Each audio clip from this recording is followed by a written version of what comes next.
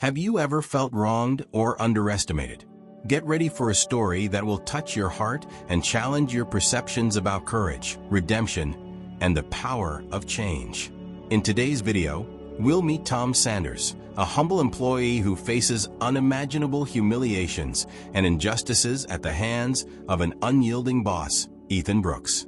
But what no one knows is that Tom harbors an incredible past that will turn the game upside down.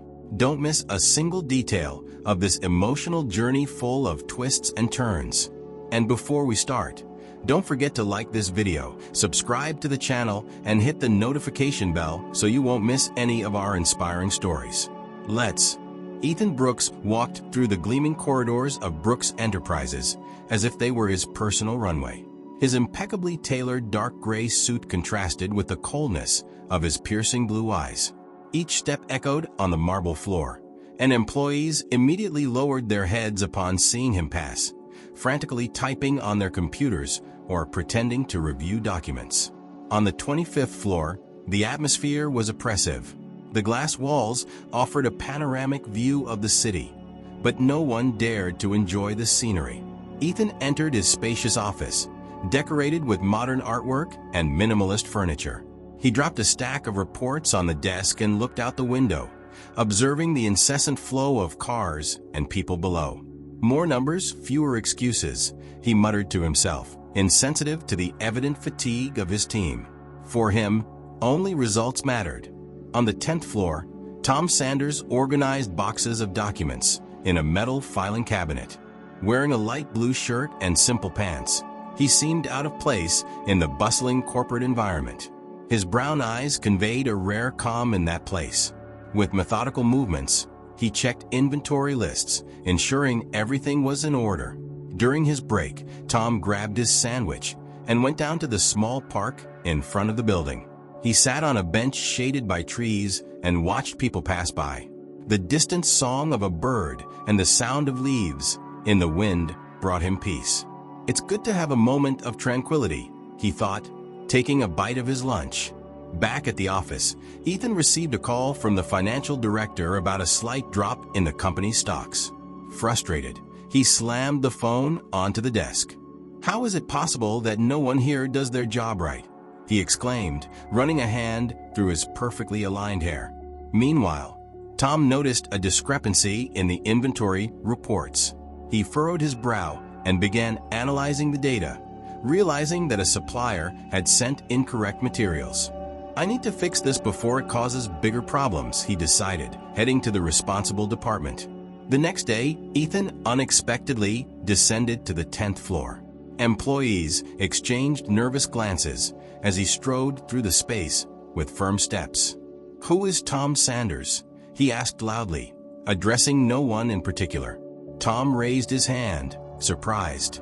"That's me, sir." Ethan approached, staring at him coldly. There was an error in the inventory reports. "Do you have any idea of the financial impact this could have caused?"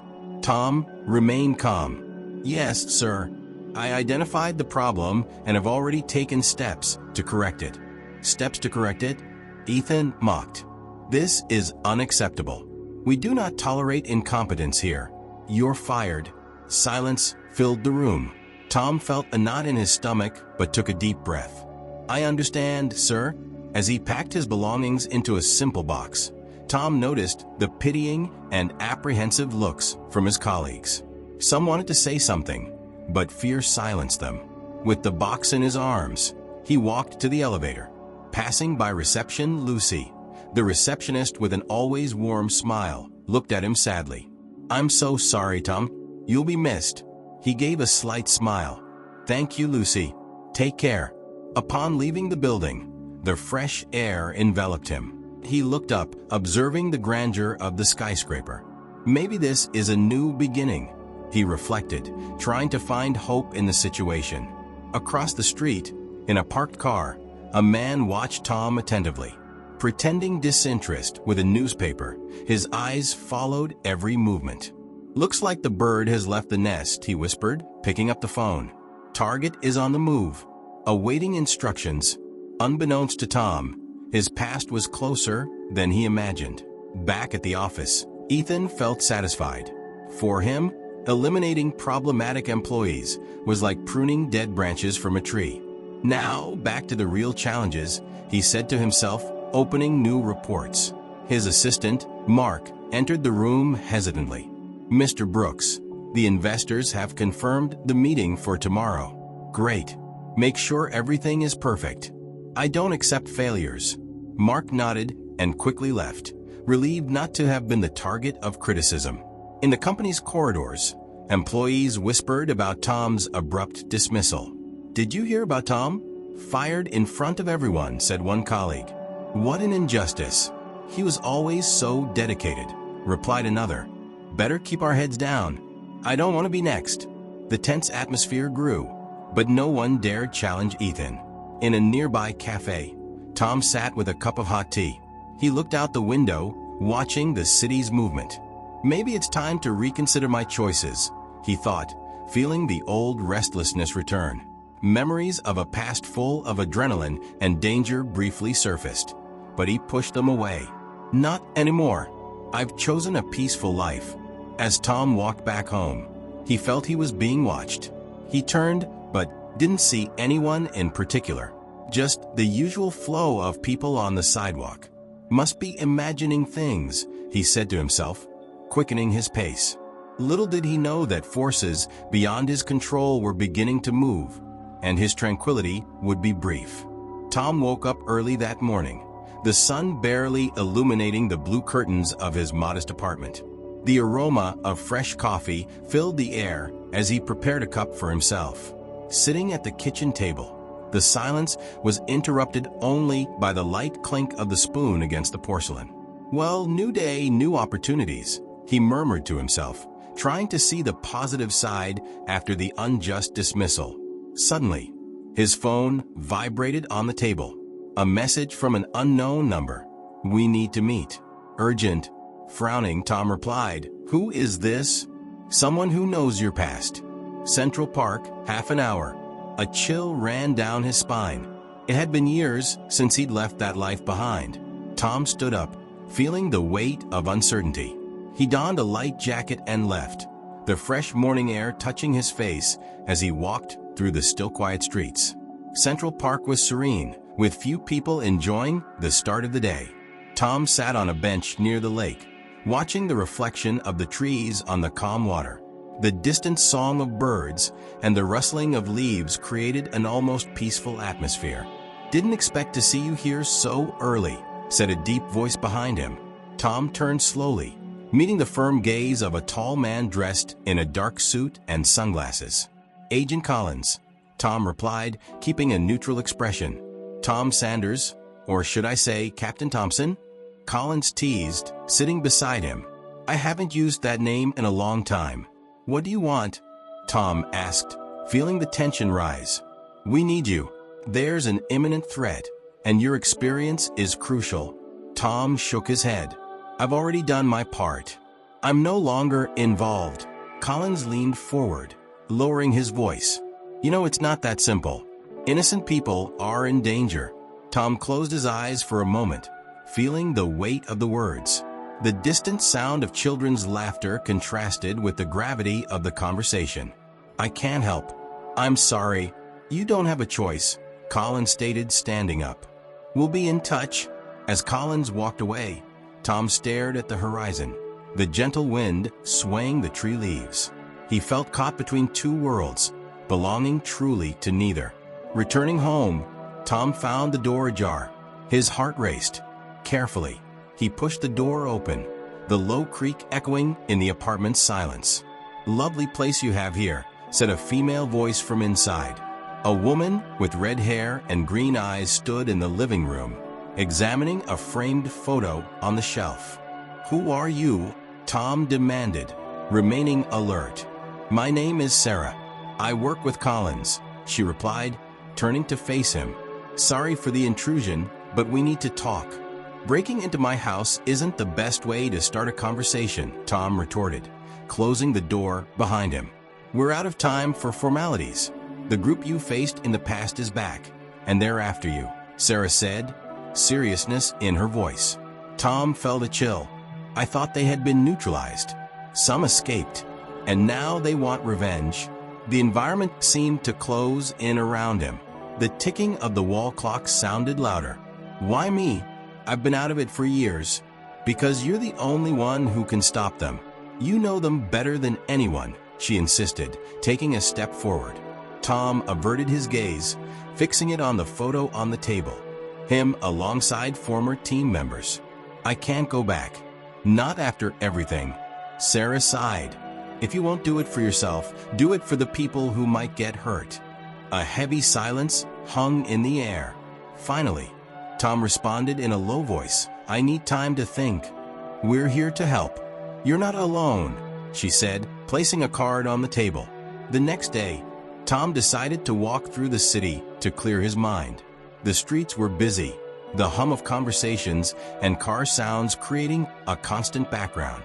As he passed in front of Brooks Enterprises, he paused for a moment, looking at the imposing building. Memories of the injustice he suffered surfaced. He took a deep breath and was about to move on when he heard someone call his name. Tom, is that you? Said a familiar voice.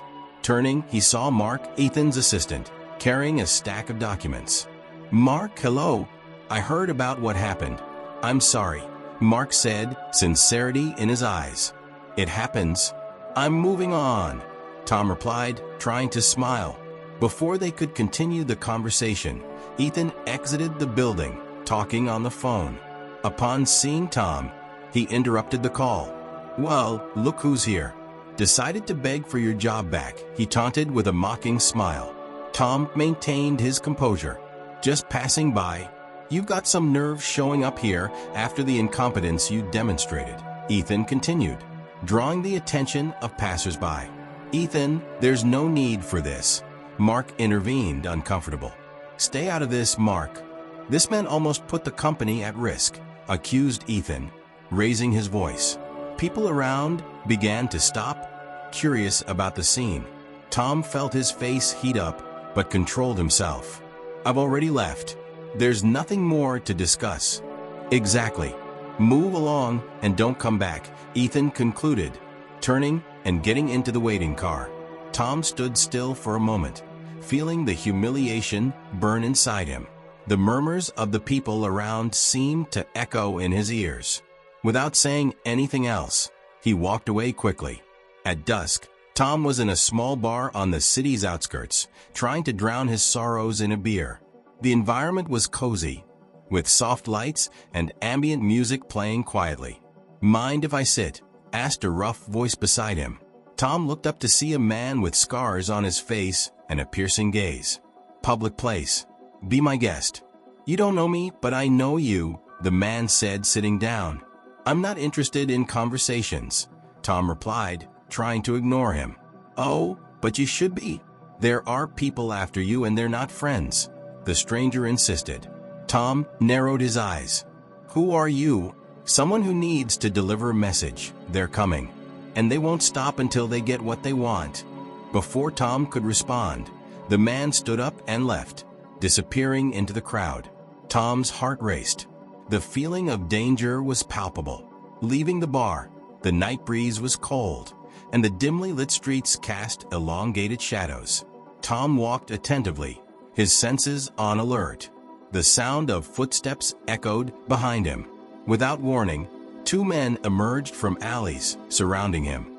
Looks like our friend is alone, said one, holding a metal bar. Tom quickly assessed the situation. I don't want trouble, but trouble wants you, replied the other, pulling out a knife. In a swift movement, Tom dodged a blow and disarmed the first attacker, throwing him to the ground. The second advanced, but Tom blocked the attack, efficiently immobilizing him. The attackers, surprised by his skill, retreated. This isn't over, one of them threatened before disappearing into the darkness. Tom took a deep breath, blood pounding in his ears. The abilities he'd tried to hide were resurfacing. They really are after me, he thought, feeling the gravity of the situation. Back at his apartment, he found the door open again. This time, Collins and Sarah awaited him inside. You need to accept our protection, Collins said bluntly. I was attacked. They're closer than I thought, Tom admitted, closing the door. We knew this could happen. We have a safe place for you, Sarah informed. Tom looked around his modest home, knowing he couldn't stay there. All right, I accept your help, but on one condition. Anything? Collins replied. I want to be part of the operation. If they're after me, I need to face them head on. Collins exchanged a glance with Sarah and nodded. Welcome back, Captain. In the following days, Tom was taken to a secure facility. The environment was familiar. Metallic corridors, strategy rooms, high-tech equipment. The smell of oil and metal mixed with the cold air conditioning. We have information on the group. They're planning a large-scale attack, Sarah explained, showing maps and reports. We need to anticipate their moves, added Collins. Tom analyzed the data, his mind working quickly. I know how they think. They'll try to infiltrate strategic locations, maybe even Brooks Enterprises. Why? Sarah asked. Because that's where I am, or where they think I am. And it's also an economic symbol. It would cause panic. Collins agreed. We need to alert the authorities and prepare our teams. Tom looked at the building's photo on the map. Ethan has no idea what's coming, he thought aloud. The meeting room on the 25th floor was illuminated by a cold neon light, reflecting off the glass and steel surfaces that composed the modern environment. The executives sat around the oval table, murmuring worriedly as they awaited Ethan's arrival. The air was heavy with the expensive scent of colognes and the invisible tension that hovered in the air. Ethan entered abruptly, closing the door with a slam that made everyone fall silent. We received an anonymous threat this morning, he announced, tossing an envelope onto the table. Someone is trying to intimidate us. Mark frowned, picking up the envelope. What does it say? That our company will be the target of an attack if we don't meet certain financial demands, Ethan replied, crossing his arms. Obviously, we won't give in. An executive with graying hair, Laura, raised her hand. Shouldn't we contact the authorities? Ethan shook his head with disdain. We don't have time for bureaucracy. Besides, I won't let a group of criminals make us look weak. The exchanged glances around the table reflected everyone's unease. What if they are serious? Mark asked, the concern evident in his voice. Then we need to reinforce our internal security. We'll hire specialists, Ethan decreed, ending the discussion. Tom was sitting in a discreet vehicle parked across the street from Brooks Enterprises. Beside him, Sarah observed the movement with high-tech binoculars. They seem agitated, she commented. They received the threat. It was expected, Tom replied, adjusting his earpiece. The distant noise of traffic blended with the electronic hum of the equipment in the car. Are you sure you want to go in there? Sarah asked, looking at him with concern. Tom nodded. I know the building better than anyone. If they plan an attack, I need to be inside.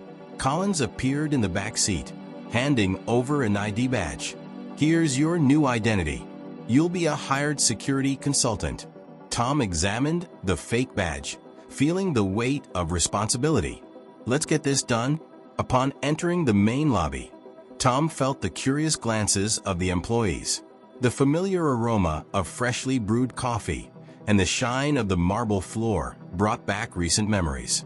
He approached the reception desk, where Lucy recognized him immediately. Tom, what are you doing here? She asked, surprised. I've been hired as a security consultant, he explained, trying to keep his voice neutral. Before Lucy could respond, Ethan appeared, accompanied by 2 security guards. What is the meaning of this? Ethan questioned irritably. Mr. Brooks, I was sent by the security agency to assess possible threats, Tom said, extending his hand. Ethan ignored the gesture. I don't need you here. We've already taken care of our security. With all due respect, sir, my presence was requested by the directors, Tom insisted, maintaining his composure. Ethan narrowed his eyes. I don't know what game you're playing, but I won't allow interference. Stay out of my way. Tom nodded. My sole objective is to ensure everyone's safety. We'll see, Ethan retorted, abruptly turning and disappearing into the elevator. Lucy cast a worried look at Tom. "Be careful." "Thank you, Lucy. I'll be fine," he replied, offering a reassuring smile. Tom began to traverse the floors, evaluating entry points and possible vulnerabilities. The constant sound of keyboards and the murmur of conversations created a continuous backdrop. Upon reaching the 15th floor, he noticed a group of unfamiliar men installing equipment. "Can I help you?" he asked, approaching. One of the men, tall and robust, turned with a forced smile. "We're updating the security system. Orders from Mr. Brooks." Tom observed the tools and devices in their hands. Something didn't feel right. "Interesting, I wasn't informed about this update. Came in last minute," the man replied, avoiding eye contact. Sensing the tension in the air, Tom decided not to press further. "If you need anything, I'll be around." As he walked away, he discreetly touched his communicator. "Sarah, we have possible infiltrators on the 15th floor. We need to check this out." "Understood. Sending support," she replied. While Tom was descending the stairs, he was intercepted by Ethan on the landing between floors. "Still here?" Ethan asked with sarcasm. "Just doing my job," Tom replied calmly. Ethan let out a dry laugh. "Is your job to hinder others? I've received complaints about you interrogating my team. There are suspicious individuals installing unauthorized equipment." "I'm investigating," Tom explained. "Serious accusations." "Perhaps you're the suspect here," Ethan provoked, stepping closer. "Maybe you're trying to sabotage my company." Tom kept his gaze steady. "My only intention is to protect this place. I don't need your protection. Leave now before I have security remove you by force," Ethan threatened, pointing toward the exit. Tom took a deep breath, feeling frustration building. "You're putting everyone at risk." "Enough," Ethan exclaimed. "You're a nobody trying to feel important. Disappear." Employees passing by stopped, observing the scene with apprehension. Feeling humiliated once again, Tom decided to back down. "As you wish." Outside, near the building, Tom met with Sarah and Collins at a busy cafe. The aroma of freshly ground coffee beans and the murmur of conversations around provided a false sense of normalcy. "Ethan won't let us work. He's blinding himself and others," Tom said, taking a sip of coffee. "We can't wait for his approval," Collins affirmed. "We need to act. The infiltrators are in position. If we strike now, we can stop them before they initiate their plan," Sarah suggested, showing a map of the building. Tom analyzed the marked positions. "We need to evacuate the building, but without causing panic." "How do we do that?" Collins asked. Tom thought for a moment. "A fire drill. We'll sound the alarm and coordinate the evacuation." "But what about Ethan?" Sarah questioned. "Let me handle him," Tom replied, determined. Back in the building, Tom headed to the control room. The environment was filled with monitors displaying images from security cameras. The operator looked surprised when Tom entered. "I need you to initiate the evacuation protocol now," Tom ordered. "But we haven't received any instructions." The operator began. "It's an emergency. Follow my orders," Tom insisted, his voice firm. Reluctantly, the operator activated the alarm. The shrill sound echoed throughout the building, and red lights flashed in the corridors.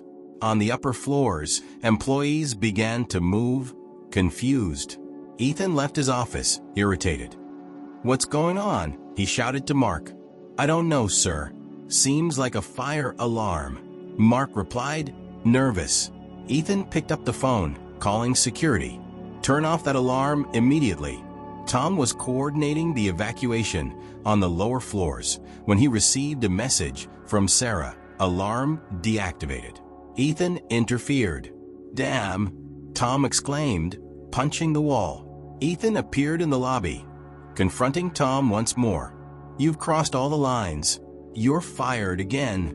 "I don't have time for your tantrums, Ethan. There's a real threat here," Tom retorted, losing patience. "Security," Ethan called out, and two guards approached quickly. "Remove this man from the building and make sure he doesn't return," Ethan ordered with a scathing look. The guards hesitated, but advanced toward Tom. "Please, sir, we need you to come with us." Tom raised his hands in surrender. "All right, I'm going." As he was escorted out, he cast a final look at Ethan. "I hope you won't regret this." Outside, Tom joined Sarah and Collins, who were observing the activity. They turned off the alarm. "The building is still full," he informed them, frustrated. "The infiltrators are preparing." "We have little time," Sarah warned, glancing at her watch. Collins received a call on his radio. "Teams are in position, awaiting orders." Tom clenched his fists. "We can't wait any longer. We need to go in and neutralize the threat. Without evacuation, there will be civilian casualties," Sarah pondered. "We have no choice. Ethan's stubbornness has put everyone at risk," Tom stated firmly. Inside the building, the infiltrators finished installing devices at key structural points. Their leader, the same man who had approached Tom at the bar, smiled with satisfaction. Showtime. An explosion shook the 15th floor, followed by screams and panic. Smoke spread quickly, and the sprinklers activated.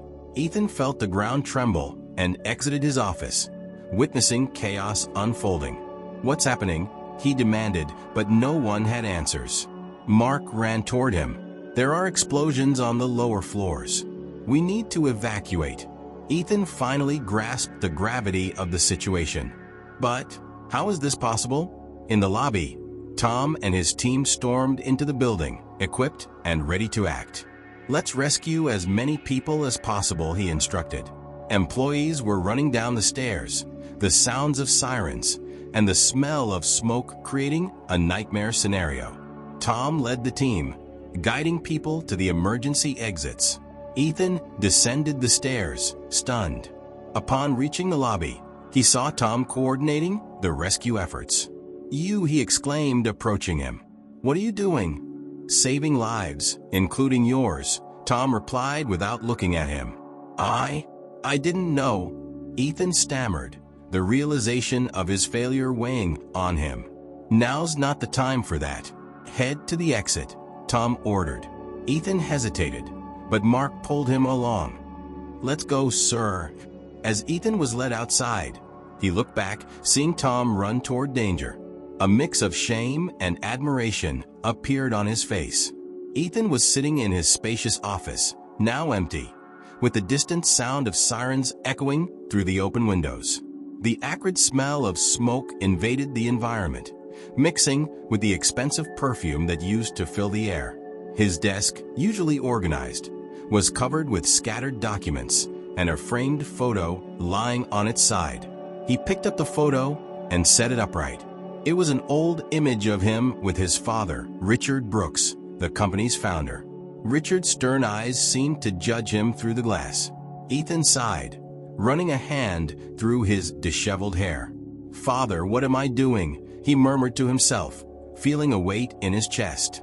Memories of his childhood came back forcefully.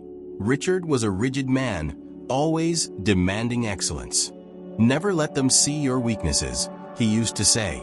"The world belongs to the strong." Ethan had always strived to live up to those expectations, but now, seeing the chaos unfolding in his company, he was questioning his own decisions. The disdain he felt for Tom seemed empty in the face of the imminent reality. A soft knock on the door pulled him out of his thoughts. Mark entered, his face pale and breathing heavily. "Mr. Brooks, we need to evacuate. The rescue teams are asking everyone to leave." Ethan raised his gaze, his voice faltering. "Mark, I think I made a mistake." Mark approached, concern evident in his eyes. "We all make mistakes, sir, but now we need to act." Ethan nodded slowly, feeling guilt eroding his defenses. "I underestimated the situation. I underestimated Tom. He's out there helping to save our employees," Mark informed him. The words weighed on Ethan like a ton. He stood up, adjusting his wrinkled jacket. "Let's go. We can't stay here." In the lobby filled with smoke and the shrill sound of sirens, Tom was coordinating the evacuation, of the last employees. The air was heavy, and the metallic taste of tension permeated his mouth. The heat from small explosions made sweat run down his forehead. Sarah approached, her face dirty with soot. We managed to evacuate most people, but there are still some trapped on the upper floors. Tom looked at the block stairs. We need to reach them. She placed a hand on his shoulder. It's too dangerous. The structures are compromised. He fixed his gaze on her, determination shining in his brown eyes. I can't leave them there. I've already lost too many people in the past. Sarah hesitated. I understand how you feel, but we can't risk your life. Tom moved away, heading toward the service stairs. If not me, then who will? She sighed, following him. Then I won't let you go alone. As they descended the emergency stairs, Ethan felt each step echoing in his mind, accompanied by his father's words. The narrow walls seemed to close in around him, the air becoming more rarefied. Mr. Brooks, are you all right? Mark asked, noticing Ethan's paleness. He stopped for a moment, leaning against the cold wall. No, Mark. Nothing is all right. I've spent my whole life trying to prove something that maybe doesn't matter. Mark frowned. I don't understand. Ethan looked at him, his eyes reflecting a mix of sadness and regret. I always thought power and control were everything, that showing strength was the only way to be respected. But you've built an empire. People admire you. Mark tried to console him. Admire or fear? Ethan retorted. And look where that got us. Ignoring warnings, putting lives at risk. The silence between them was broken by the distant sound of another explosion. Ethan closed his eyes, feeling the vibration under his feet. I need to do something right at least once. Climbing the dark, smoke-filled stairs, Tom and Sarah advanced with difficulty. The hot air made breathing labored, and each step felt like an eternity. Tom, we need to stop. We can't go much further, Sarah said, trying to catch her breath. He paused for a moment, leaning on the metal handrail.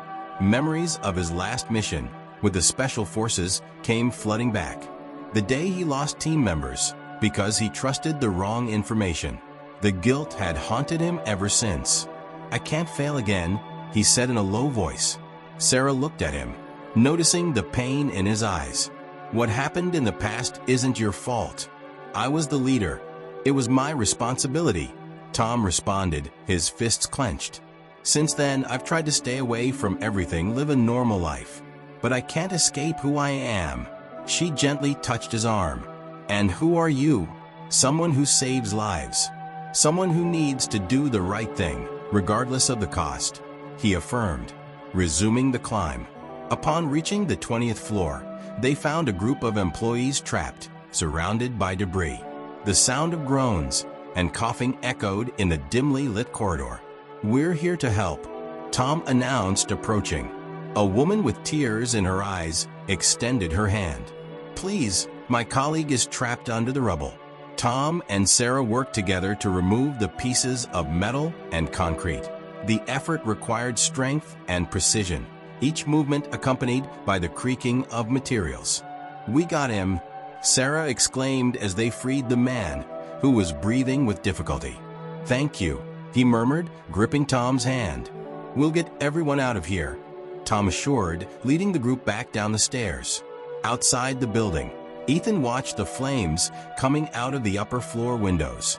The intense heat and the smell of burning filled the night air. The sounds of sirens and screams blended into a disturbing cacophony. Mr. Brooks, we need to retreat, insisted one of the firefighters. Ethan shook his head. There are still people in there. I can't stand here doing nothing. It's too dangerous, the firefighter warned. He fixed his gaze on the building. This is my legacy, my responsibility. If anything happens to them, I'll never forgive myself. Without waiting for a response, Ethan ran toward the entrance, followed by Mark, who shouted, Wait, don't go alone.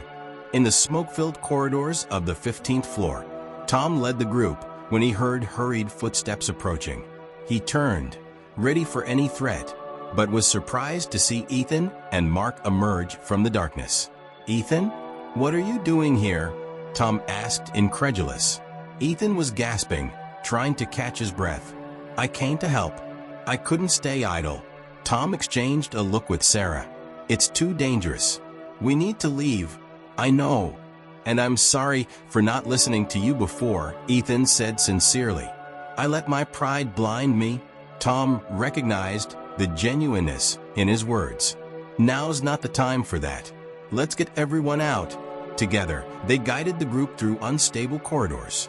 The heat was suffocating, and the crackling of flames was getting closer. Ethan helped carry an injured employee, while Mark supported an elderly lady. "This way," Tom indicated, pointing to a passage less affected by the fire. Sarah checked her communicator. "The structures are collapsing. We need to hurry." Ethan looked at Tom. "How do you manage to stay calm?" "Years of practice," he replied with a slight smile. "You're truly amazing." "I'm sorry I judged you so poorly," Ethan admitted. "We all make mistakes. The important thing is to correct them," Tom said, extending his hand to help him over an obstacle. As they descended the last flights of stairs, the group reached a safe area. The fresh air finally relieved the pressure in their lungs. Outside, rescue teams awaited them. Ethan turned to Tom. "I need to know, who are you really?" Tom hesitated for a moment. "Someone who wanted to leave the past behind. But sometimes we need to face who we really are." "You saved my people. You saved my company." "I don't know how to thank you," Ethan said, extending his hand. Tom shook his hand firmly. "Do things differently from now on. Value those around you." Ethan nodded, emotion showing on his face. "I promise I will." Later, sitting in an ambulance, Ethan observed the frantic movement around him. The red and blue lights flashed incessantly, and the sound of radio communicators filled the air. Mark approached, offering a bottle of water. "How are you feeling?" "Tired, but also relieved," Ethan replied, taking a sip. "Tom is truly a hero," Mark commented. "Yes, he is. And I was too blind to see it," Ethan admitted. "I need to change. I can't continue being the person I've been until now." "I'm here to help, sir," Mark said with an encouraging smile. Ethan looked toward the horizon, where the sky was beginning to lighten with the first rays of morning. "Maybe this is a new beginning." Tom watched from afar, leaning against a car, as Sarah approached. "Ready to go?" she asked. "Yes.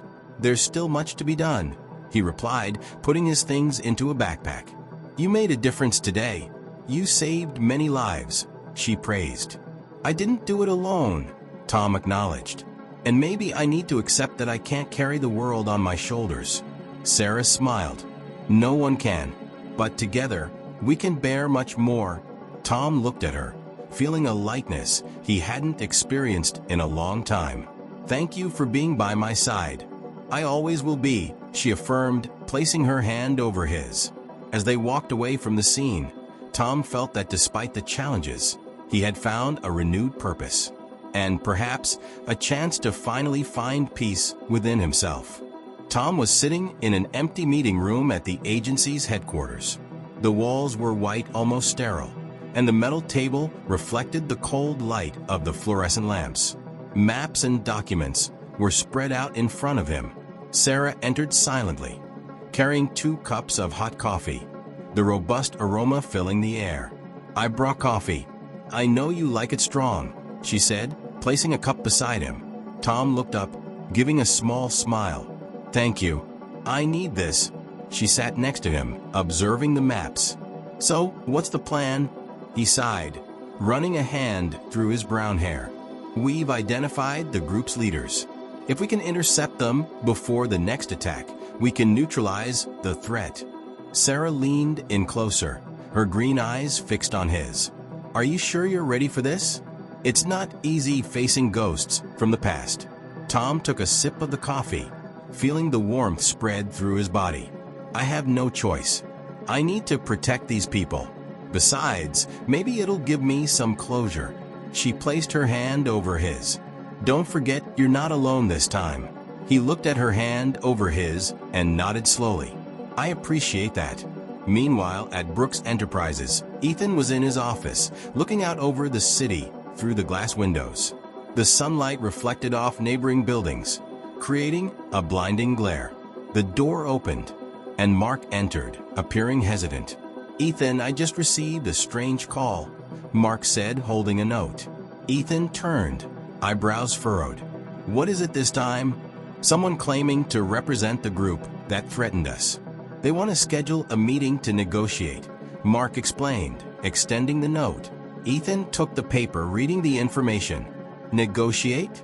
After everything they've done? Maybe it's a chance to resolve this without further damage," Mark suggested, trying to be optimistic. Ethan shook his head, irritated. "I don't trust them, but maybe we can use this to our advantage." Mark hesitated. "Do you think it's safe?" "That's why we'll need help," Ethan said, picking up the phone.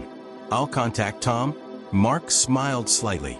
"That's surprising coming from you," Ethan sighed, looking into the distance. "Maybe it's time to admit I can't handle everything alone." Tom and Sarah were reviewing operation details when Tom's phone vibrated. He looked at the screen and saw Ethan's number. He frowned and answered. "Ethan?" Tom said, surprised. "Tom, I need to talk to you." "It's urgent," Ethan said, his voice tense. Tom exchanged a look with Sarah. "I'm listening." "I received a meeting proposal from the group that threatened us. I think we can turn the tables, but I need your help," Ethan explained. Tom reflected for a moment. "This could be a trap. I know, but I can't ignore this chance. Would you help us?" Ethan pleaded, sincerity evident. Sarah whispered, "This could be our opportunity." Tom agreed with a nod. "All right, Ethan. Let's meet to discuss the details." "Thank you, Tom. I really appreciate it," Ethan replied, relieved. The next day, Ethan, Tom, Sarah, and Mark gathered in a discreet room within Brooks Enterprises. The tension was palpable. The air conditioning hummed softly, and the distant sound of urban traffic barely reached them. "So, they want to meet tomorrow night at the old warehouse by the port," Ethan informed, pointing to the location on the map. "Classic. Isolated, easy to control, many exits," commented Sarah, analyzing the map. "We need to ensure we're one step ahead," affirmed Tom. "We have to anticipate all possible scenarios." Ethan looked directly at Tom. "I trust you to lead this operation." Tom raised an eyebrow. "That's a change." Ethan sighed. "I recognize I underestimated you, and I apologize for that." Tom nodded. "Let's focus on the mission," Mark interjected. "We can position support teams here and here," he said, pointing to strategic points. Sarah agreed. "We'll have snipers on adjacent rooftops and tactical teams ready to intervene." Ethan stroked his chin. "And if they have a plan B?" "We'll have one too," assured Tom. Later, while the others reviewed preparations, Tom stepped out for some air.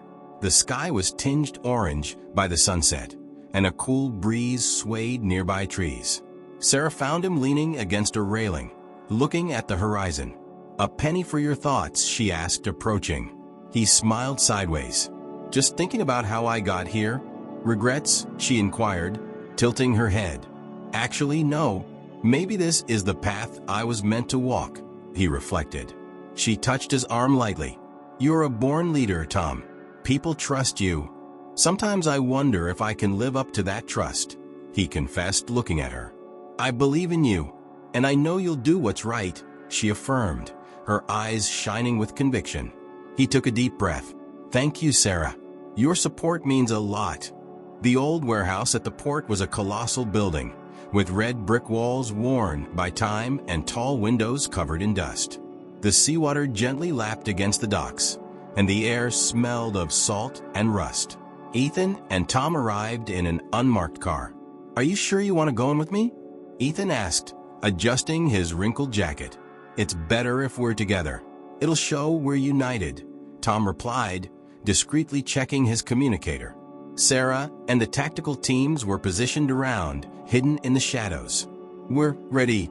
At any sign, we'll intervene," she said over the earpiece. Tom and Ethan entered the warehouse, their footsteps echoing in the empty space. The faint lights hanging from the ceiling cast distorted shadows on the walls. On the other side, 3 men emerged from the darkness. Their leader, a tall man with a scar on his cheek, smiled maliciously. "Mr. Brooks, what a pleasure to see you." Ethan maintained his composure. "Let's get straight to the point. What do you want?" "Oh, so impatient." "We want compensation for the damages your company caused us," the man said, feigning innocence. Tom observed every movement, alert. "And what damages would those be?" The man looked at Tom with disdain. "And who are you?" "A consultant." "I'm here to ensure everything goes smoothly," Tom replied coolly. "Well, Mr. Consultant, we want 10 million transferred to our accounts. Otherwise, bad things might happen," the leader threatened, his smile fading. Suddenly, a metallic sound echoed through the warehouse. The doors closed abruptly, and armed men emerged from the sides, surrounding Tom and Ethan. Ethan looked around, alarmed. "What's this?" "This wasn't part of the deal." The leader laughed. "Did you really think we'd negotiate? This is an ambush." Tom pressed the button on his communicator. "Sarah, we're surrounded. We need support now." Silence. No response came over the earpiece. "Looking for this?" the leader said, holding up a device. "Signal jammers are useful, aren't they?" Ethan began to sweat, his voice trembling. "What do you really want?" "The world needs to see that not even the powerful are safe." "You'll be the example," declared the leader, pointing a gun at Ethan. Tom positioned himself in front of Ethan. "If you want to get to him, you'll have to go through me." The leader raised an eyebrow. "With pleasure." Without warning, Tom attacked the first man to his left, disarming him with a quick move and taking his weapon. The sound of gunshots echoed through the warehouse, and the lights flickered with unstable energy. Ethan ran to take cover behind a pile of boxes, his heart pounding. "Tom!" he shouted, concerned. Tom was in constant motion, using the shadows and the warehouse's structure to his advantage. "Stay down," he ordered, while neutralizing another attacker. Outside, Sarah noticed the commotion. "Something's wrong. We're losing their signal." "Should we go in now?" one of the agents asked. "Yes." Alpha and Bravo teams, breach at designated points. Sarah commanded. The tactical teams entered the warehouse, their flashlight beams cutting through the darkness.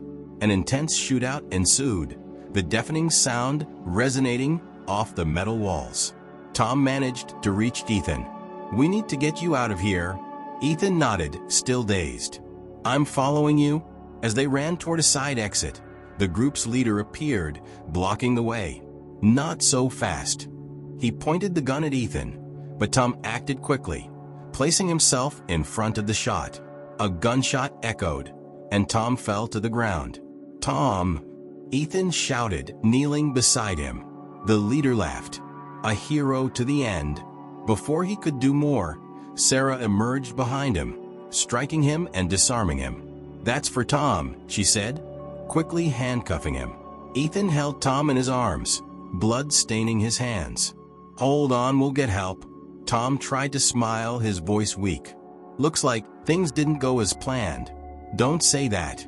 You'll be fine," Ethan insisted, his eyes teary. Sarah knelt beside them. "The ambulance is on the way. Stay with us." "Tom," he looked at her, his eyes losing focus. "Sarah, promise me you'll continue." "No, you'll tell me that yourself later," she interrupted, holding his hand firmly. The sound of sirens approached, but to Tom they seemed distant. I think I finally found peace." Ethan bowed his head, feeling guilt consume him. "This is my fault. If I'd been different." "Don't, you changed, that's what matters," Tom whispered before closing his eyes. "Tom? Tom?" Sarah called, her voice breaking. Hours later, at the hospital, Ethan was sitting in the waiting room, staring blankly at the floor. The bright hallway lights were almost blinding. The antiseptic smell of the environment made everything feel even more surreal. Sarah approached slowly. "The doctors are doing everything they can." Ethan raised his gaze, his eyes red from crying. He doesn't deserve this. Tom was a good man. He's still fighting.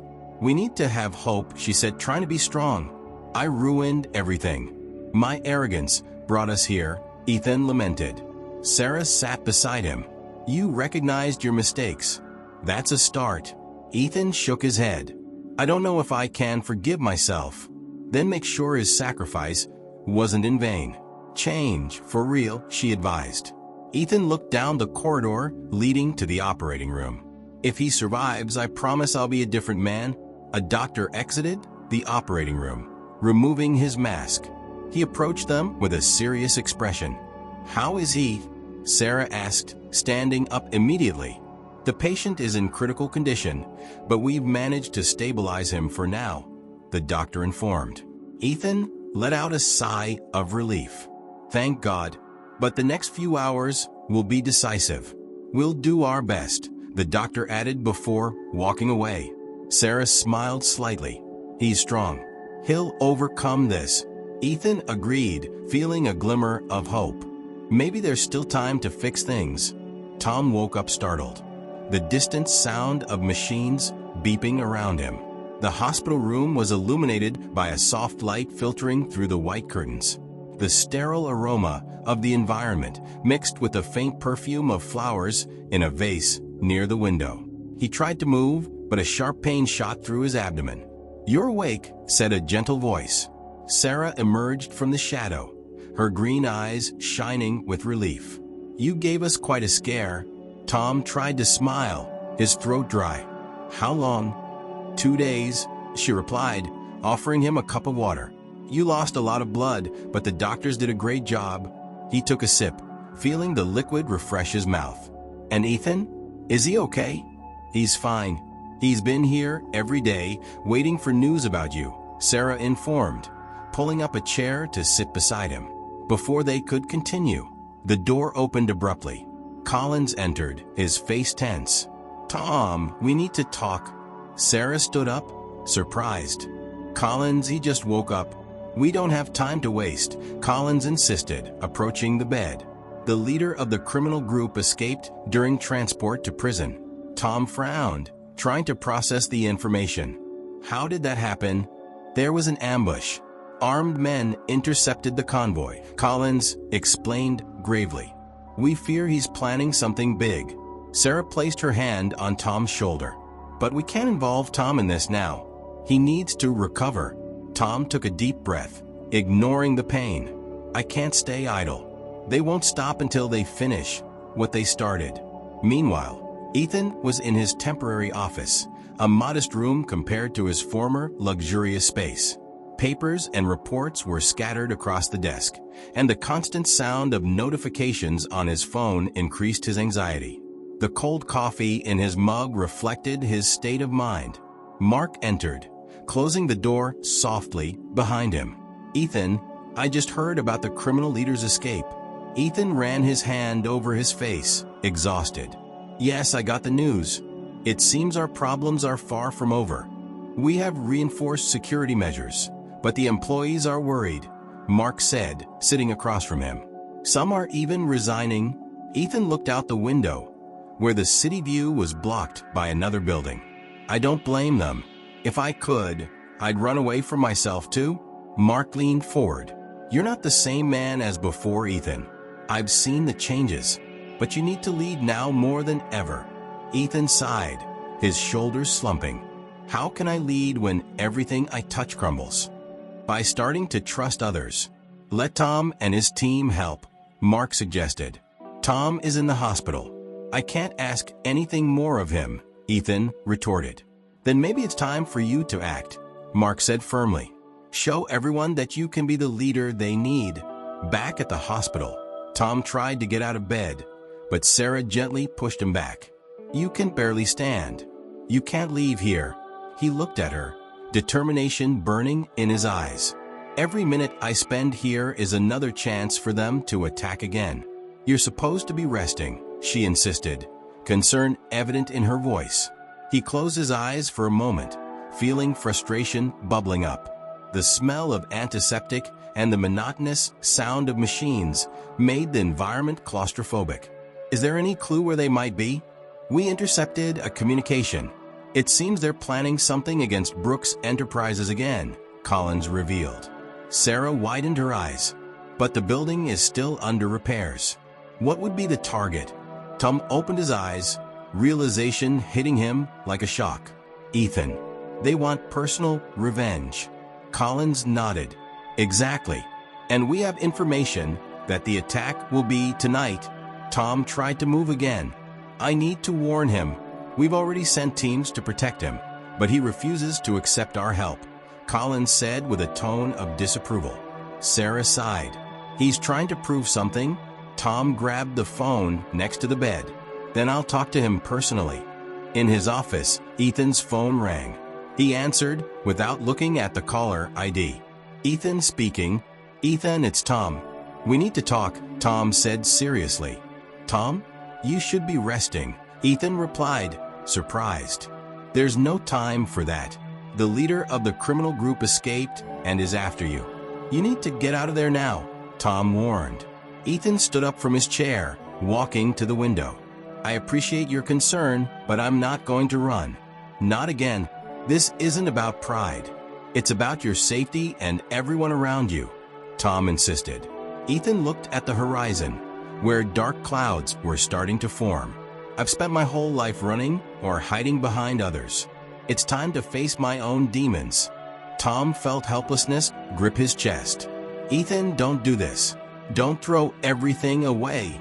If they come, I'll be ready, Ethan stated, hanging up afterward. Tom stared at the silent phone in his hand.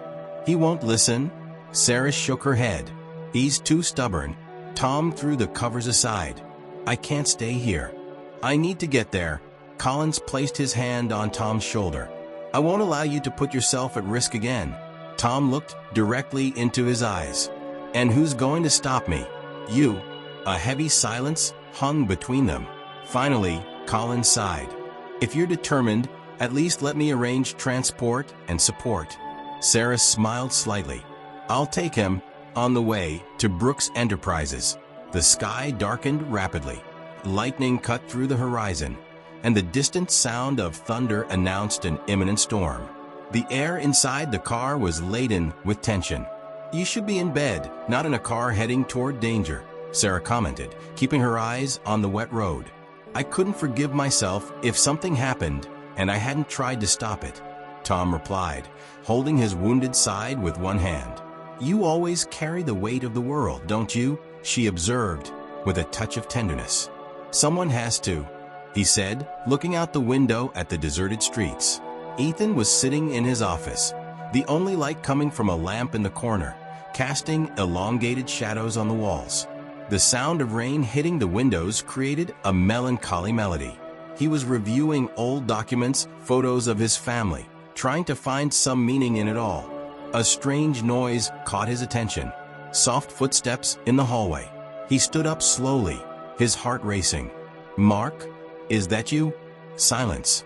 He walked to the door, opening it cautiously. The corridor was empty, but the feeling of being watched was undeniable.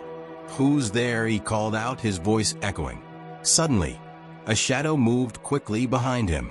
Before he could react, he was grabbed by two masked men. Finally, we meet again, Mr. Brooks, whispered a familiar voice.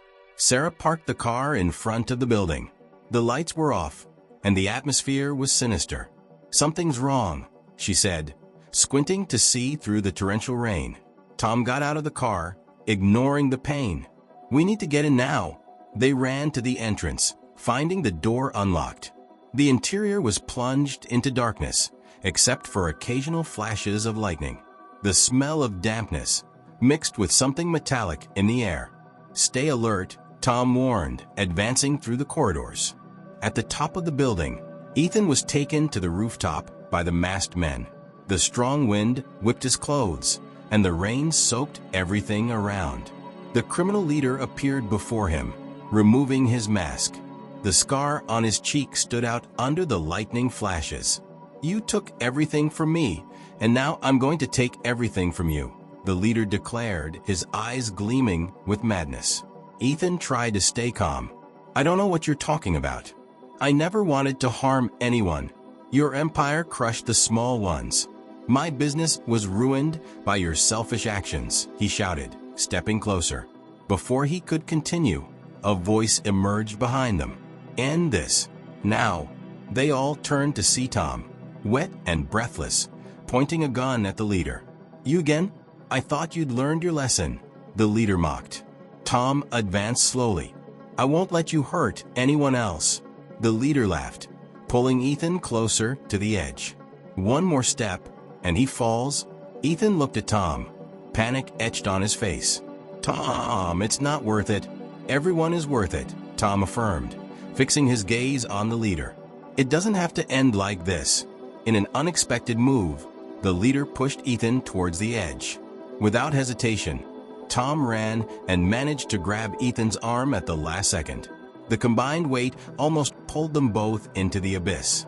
Hold on tight, Tom shouted, feeling the wound in his abdomen reopen. Ethan looked up, panic evident on his face. I can't. Yes, you can, Tom insisted, his muscles trembling with effort. The leader approached, preparing to kick Tom. Goodbye, hero. Before he could act, a shot rang out. Sarah stood at the rooftop entrance, her gun pointed. The leader fell, shot in the leg. Not so fast, she said, advancing cautiously. With the distraction, Tom mustered all his strength and pulled Ethan back to safety. Both collapsed on the ground, exhausted. The leader tried to get up, but Sarah was already on him, handcuffing him. You're finished, she stated firmly. He laughed weakly. You can arrest me, but you'll never undo what's been done. Sarah ignored his words, focusing on ensuring he was restrained. Tom helped Ethan to his feet. Are you okay? Ethan nodded, still in shock. You saved my life. Again, that's what I do, Tom replied with a tired smile. Suddenly, Tom staggered, his hand pressing against his bleeding abdomen. His vision blurred, and the sound of rain and thunder seemed distant. Tom! Exclaimed Ethan, catching him before he fell. Sarah ran to them, her eyes widening at the sight of the blood. We need to get him to the hospital now. Tom tried to speak, but consciousness was slipping away quickly. Looks like I need to rest a bit. Ethan looked desperately at Sarah. He can't, not now. It'll be okay, she said, trying to convince both him and herself. At the hospital, Tom was rushed into surgery. Ethan and Sarah waited in the waiting room, the silent environment contrasting with the storm outside. Ethan buried his face in his hands. If anything happens to him, I'll never forgive myself. Sarah placed a hand on his shoulder. He's strong. He's been through a lot. I just wish I could turn back time. Do everything differently, Ethan lamented. Then honor his sacrifice. Be the change he saw in you, Sarah advised. Hours passed. The doctor finally appeared, removing his surgical mask. His expression was grave. How is he? Sarah asked, standing up immediately. His condition is critical. We did everything we could, but the combination of injuries was severe, the doctor informed. Ethan felt a lump in his throat. Will he survive? We need to wait for the next few hours. Only then will we know, the doctor replied before leaving. Ethan's world seemed to collapse. He looked at Sarah, tears welling up. What more can I do? She hugged him, offering comfort. We're here together. It's all we can do now. The pale morning light filtered through the half-open blinds of Ethan's makeshift office. The smell of fresh coffee mixed with the soft aroma of new paper. But he took no pleasure in any of it. Sitting at his desk, fingers nervously drumming on a pile of documents, he stared intently at a photo of Tom and Sarah that had been taken during Tom's recovery in the hospital. I need to do something, he murmured to himself, his blue eyes fixed on the image. Guilt gnawed at his insides, and determination began to surface. He stood up abruptly, grabbing his coat. As he left, he met Mark in the hallway. Ethan, are you okay? Do you need anything? Mark asked, noticing the serious expression on his boss's face. Ethan took a deep breath. Mark, cancel all my meetings today. I have an urgent matter to resolve. Mark frowned. Can I help with anything? Not this time, but I appreciate your concern, Ethan replied, giving Mark a friendly pat on the shoulder before heading toward the elevator. As he descended, he felt his heart beating rapidly. The soft sound of elevator music contrasted with the storm of thoughts in his mind. No more running, he thought. It's time to face the consequences of my actions. At the hospital, Tom was sitting up in bed, still pale, but with determination shining in his brown eyes. Sarah was by his side, holding his hand. The sun streamed through the window, warming the cold, antiseptic environment. You don't have to do this alone, Tom, Sarah said, the concern evident in her voice. He smiled slightly. I'm not alone. I have you by my side.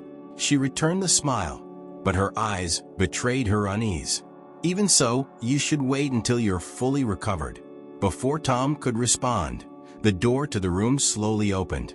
Ethan entered hesitantly, holding a bouquet of white flowers. Ethan? Tom said, surprised. Ethan approached, extending the flowers to Sarah. Sorry to interrupt. I thought these might brighten up the place. Sarah took the bouquet, thanking him with a nod. Thank you, Ethan. Ethan pulled up a chair and sat next to the bed. Tom, we need to talk. Tom leaned in slightly. About what? Ethan took a deep breath, his eyes locking with Tom's. About how I can help. I want to make a difference this time. Tom studied Ethan's face for a moment. Are you serious? More than ever. I'm tired of being part of the problem. I want to be part of the solution, Ethan affirmed, sincerity evident in his voice. Sarah watched the two, feeling a mix of hope and caution. If you really want to help, we need all the information you can give us about your business and contacts. Anything that might lead us to the group's leader. Ethan nodded. I'm willing to open my files, my accounts, everything. I have nothing left to hide. Tom extended his hand. Then, welcome to the team. Ethan shook his hand firmly. Thank you for giving me this chance. Back at the agency's headquarters, the team gathered around a large table strewn with maps, documents, and computer screens displaying real-time data. The environment was filled with the soft sound of keyboards and the hum of machines, creating an atmosphere of intense concentration. Ethan has given us access to records that were previously inaccessible, Sarah said, pointing to a chart on the monitor. We've discovered suspicious transactions that might be linked to the criminal group's operations. Collins, arms crossed, observed attentively. This could lead us directly to their hideout. Tom leaned over the table, analyzing the data. Here, this rural property on the outskirts of the city. The utility bills indicate high energy consumption, inconsistent with a typical farm. Ethan approached. I've never been there, but the property is owned by one of my subsidiaries. It's possible they're using it without my knowledge. Collins nodded. It's our best lead. We need to act quickly. Tom looked up at everyone. We'll set up an operation to raid the place. We need to be prepared for anything. Sarah placed a hand on Tom's shoulder. We're with you? Night was falling as the team prepared for the mission. The cold air carried the smell of damp earth, and the full moon lit the path through the tall trees surrounding the property. Unmarked vehicles parked at a safe distance, and agents donned tactical gear, checking weapons and communications. Ethan stood next to Tom, wearing a bulletproof vest that looked uncomfortable over his formal attire. Never thought I'd be in a situation like this, he confessed, adjusting the vest. Tom gave him an encouraging pat on the shoulder. There's a first time for everything. Just follow my instructions, and everything will be fine. Ethan looked around, observing the team's movements. They trust you a lot. Trust takes time to earn, but can be lost in seconds, Tom replied, looking directly at him. Ethan nodded slowly. I learned that the hard way. Sarah approached, radio in hand. We're ready. Teams are positioned at strategic points. Tom looked at everyone.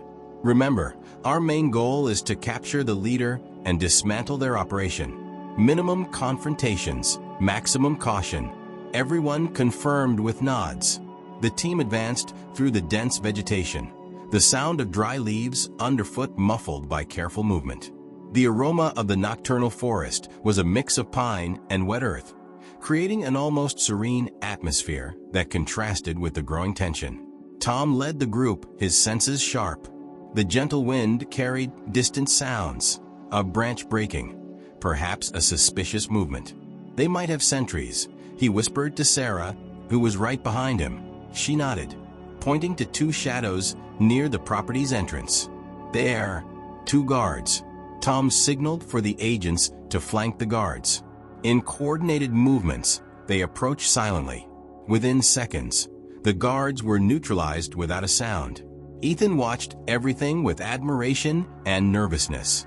"You guys are really efficient," he commented in a low voice. "We do our best," Tom responded with a slight smile. As they approached the main house, an old wooden building with dark windows, the tension increased. The structure looked abandoned, but faint lights were visible through the cracks. Tom gestured for the team to split into groups. Alpha team, through the main entrance. Bravo team, from the back. "We'll go through the east side." Ethan took a deep breath. "I'm ready. Stay behind me and follow my instructions," Tom directed. They advanced, staying close to the walls to avoid detection. The distant sound of voices could be heard, but was indistinct. Upon reaching a side door, Tom tested the handle. Locked. "Sarah." She quickly took out a toolkit, and within seconds, the lock was opened with an almost imperceptible click. Done? They entered a dimly lit corridor, the smell of mold and old wood filling the air. The floor creaked slightly under their feet, and each step was taken with extreme care. Suddenly, clear voices came from a nearby room. "We need to accelerate the plan. They could find us at any moment," said a deep male voice. Tom signaled for them to stop. "It's him," he whispered. Tom peeked through the gap of the slightly ajar door. The criminal leader was facing away, examining maps on a table, surrounded by two armed henchmen. "We need to act now," murmured Sarah. Tom agreed. On my signal, before they could move in, Ethan touched Tom's arm. "Let me talk to him." Tom looked incredulous. "What? It's not safe." "Maybe I can distract him. Buy you time," Ethan suggested, determination in his eyes. Tom hesitated. "It's risky. Trust me." "You've trusted me this far," Ethan insisted. After a tense moment, Tom nodded. "All right, but be careful." Ethan took a deep breath and entered the room, hands raised in a sign of surrender. "Surprised to see me?" he announced, trying to keep his voice steady. The leader turned abruptly, surprise evident on his face. "Ethan Brooks. Came here alone? How brave or foolish." "I came to offer a deal," Ethan said, approaching slowly. The henchmen raised their guns, but the leader lifted his hand, stopping them. "I'm listening." Ethan swallowed hard. "We can resolve this without more violence." "What do you really want?" The leader laughed. "You still don't get it, do you? It's not about money or power. It's about seeing you suffer, just as I suffered." Ethan frowned. "I don't understand. What did I do to cause such hatred?" The leader approached, his eyes full of resentment. "You destroyed my family. Your company polluted our lands, ruined our local businesses. My father died trying to fight you in court, but you didn't even care." Ethan seemed genuinely shocked. I didn't know. I never intended to harm anyone like that." "Intent or not, the consequences are real," the leader retorted, his voice laden with bitterness.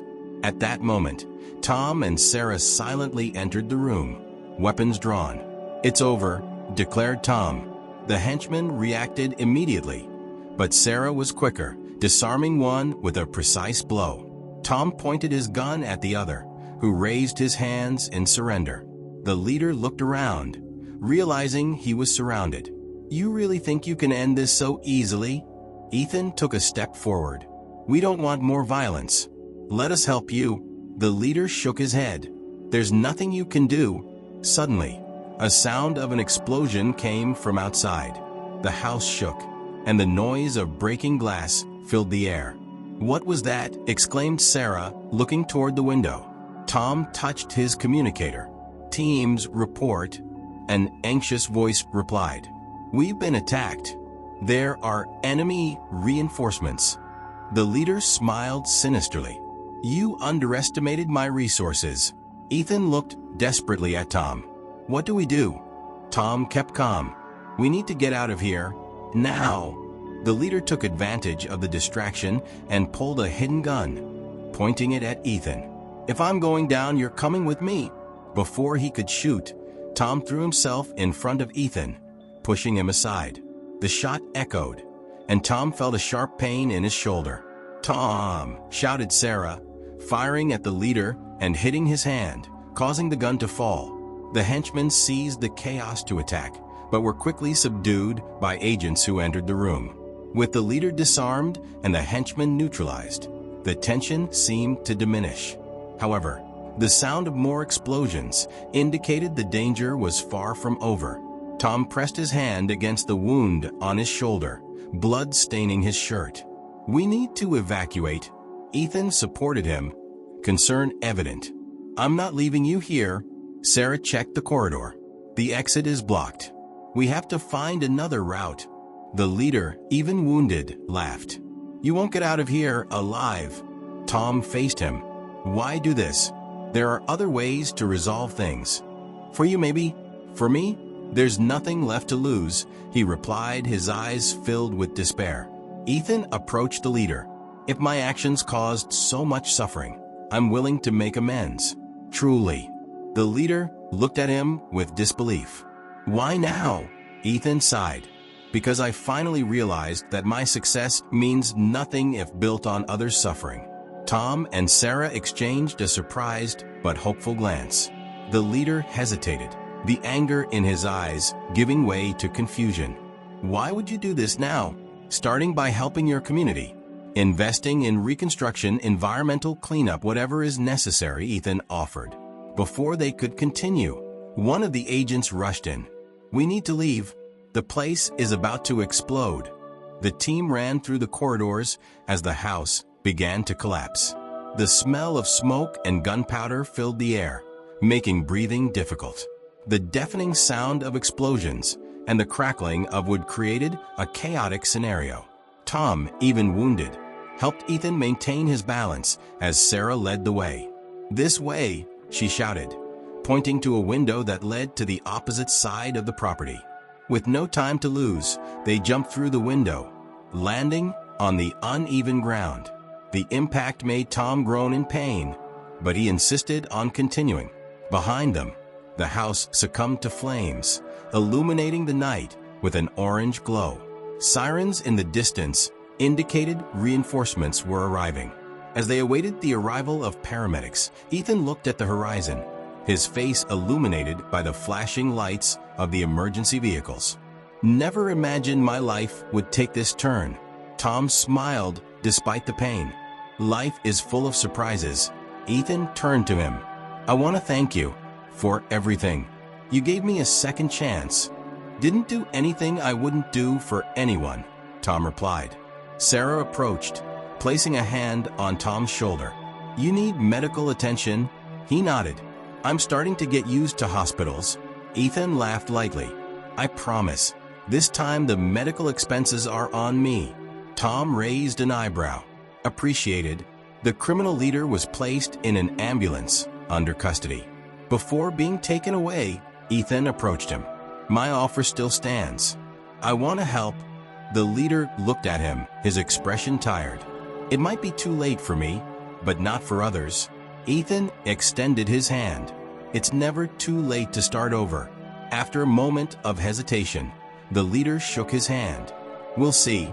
With the first ray of sun appearing on the horizon, Tom, Sarah, and Ethan watched the scene. The fresh morning air brought with it the promise of a new beginning. "Today is the start of something better," declared Ethan, breathing deeply. Tom looked at Sarah, a conspiratorial smile between them. "I think we all deserve a break," she agreed. "And maybe a good breakfast." Ethan laughed. "On me. It's the least I can do." As they walked toward the vehicles, Leaving behind the chaos of the night, they felt that despite the challenges, they had found not only justice, but also redemption and hope. Tom slowly opened his eyes, blinking to adjust to the soft light flooding the room. The subtle aroma of fresh flowers mingled with the characteristic antiseptic smell of the hospital. The distant sound of murmuring voices and footsteps in the corridor created a tranquil backdrop. "Good morning, sleepyhead," said Sarah with a warm smile, sitting beside his bed. Her green eyes shone with relief. Tom turned his head toward her, feeling a slight twinge in his shoulder. "How long was I out?" His voice sounded hoarse, but steady. "2 whole days. You gave us quite a scare," she replied, handing him a glass of water. He took a sip, appreciating the refreshment. "I guess I need to stop getting myself into trouble," he joked, trying to lighten the mood. Sarah laughed softly. "You wouldn't be you if you did that." The door opened slowly, revealing Ethan carrying a paper bag. "Hope I'm not interrupting," he said hesitantly. "Not at all," assured Sarah, gesturing for him to come closer. Ethan placed the bag on the table beside the bed. "I brought a few things. I heard hospital food isn't the best." Tom raised an eyebrow. "You brought food?" Ethan shrugged, a shy smile appearing on his face. "Well, I'm not exactly a chef, but I thought some homemade food wouldn't hurt." Tom looked at Sarah in surprise. "Seems like someone has undergone a transformation." Ethan sat in a nearby chair. "Actually, yes, and I have a lot to thank you for." Tom leaned forward slightly. "I didn't do anything I wouldn't do for anyone." Ethan shook his head. "No, you did more than that. You showed me what it really means to care about others. And I'd like to make amends." Sarah watched their interaction, feeling a sense of hope growing in her chest. "Tom, I've been thinking a lot," Ethan began, his fingers nervously intertwined. "I want to offer you a position at my company, but not just any position." Tom frowned. "Ethan, I'm not sure returning to the corporate world is what I want right now." Ethan raised his hand, gently interrupting him. "Wait, please. Let me explain. I want you to be the head of our new social responsibility department. I want you to help us make a difference in the communities we affect." Tom remained silent for a moment, absorbing the words. The distant sound of birds singing outside the window filled the silence. Sarah smiled. "That's amazing, Tom. You could use your experience to positively impact many lives." He looked at her, then at Ethan. "Are you serious?" "More than ever," affirmed Ethan. "I've realized that success means nothing if we don't benefit those around us. And I think you're the right person to lead this change." Tom took a deep breath. "That's a big responsibility." Ethan nodded. "I know, but I can't think of anyone better for it." Days later, Tom was walking through the park near the hospital, the sun warming his face. The trees swayed gently with the breeze, and the sound of children laughing filled the air. Sarah joined him, handing him a coffee. "Thinking about Ethan's proposal?" He took a sip, appreciating the flavor. "Yes, it's a great opportunity, but also a big change. You've always wanted to help people. This is a chance to do that on a large scale," she observed, looking at the lake where ducks swam peacefully. Tom smiled. "You're right. Maybe it's time to embrace a new path." She touched his hand. "Besides, you wouldn't be alone. I'd be by your side." He met her gaze, feeling a deep connection. "That makes the decision much easier." In the newly renovated building of Brooks Enterprises, Tom entered what would be his new office. The walls were adorned with artwork by local artists, and large windows allowed natural light to flood in, creating a welcoming environment. Ethan appeared at the door, knocking lightly. "Ready for your first day?" Tom turned around, smiling. "I think so. The place looks incredible. We wanted it to reflect the company's new direction," explained Ethan, entering the room. "Oh, I have someone to introduce to you." A woman entered, carrying a folder. "Tom, this is Mia, our new community projects coordinator." Mia extended her hand. "Pleasure to meet you, Tom. I'm excited to work together." "Pleasure's mine, Mia. I'm sure we'll do great things," he replied, shaking her hand. Ethan watched the interaction with satisfaction. The team is excited about the changes. And it's all thanks to you? Tom shook his head. I didn't do it alone. It was a joint effort. While organizing his belongings in the office, Tom received a call. Hello, Tom, it's Collins. I'm in the lobby. Can we talk? Said the familiar voice. Sure. Come on up, invited Tom, intrigued. Minutes later, Collins entered the room, his uniform impeccable in contrast to the relaxed environment. I see you've adapted well to corporate life, he commented with a discreet smile. Tom laughed. Still getting used to it. What brings you here? Collins sat in a chair. Just wanted to congratulate you, and also inform you that the leader of the criminal group agreed to cooperate with authorities thanks to Ethan's intervention. Seems your influence is making a difference. Tom was surprised. That's great news. You made a difference, Tom. Not just for him, but for many others, affirmed Collins. Thank you, Collins. It means a lot to hear that, Tom replied sincerely. Days later, Tom, Sarah, and Ethan were invited to a ceremony in the community affected by the company's past actions. The atmosphere was festive, with colorful banners and live music. The aroma of homemade food filled the air, creating a warm atmosphere. An elderly gentleman approached them. You must be the ones responsible for the changes happening around here, he said with a welcoming smile. Ethan shook his hand. We're just trying to correct past mistakes. It takes courage to admit mistakes and even more to fix them, the man observed. Tom added, we're committed to supporting this community and working together for a better future. Sarah handed the gentleman a brochure. Here are some of the initiatives we're implementing. We'd love to hear your suggestions. He read quickly. Educational programs, health centers, environmental revitalization. This is incredible. As night fell, a bonfire was lit in the center of the square. The flames danced, illuminating the happy faces of the people around. Local musicians played lively tunes, and couples danced joyfully. Tom and Sarah were seated on a bench, watching the scene. It's amazing to see what can be done when everyone works together, she commented. Yes, moments like this make it all worthwhile, he agreed, wrapping his arm around her. Ethan approached, carrying 3 cups. Thought we could make a toast. What are we celebrating? Tom asked, taking one of the cups. To new beginnings, said Ethan, raising his.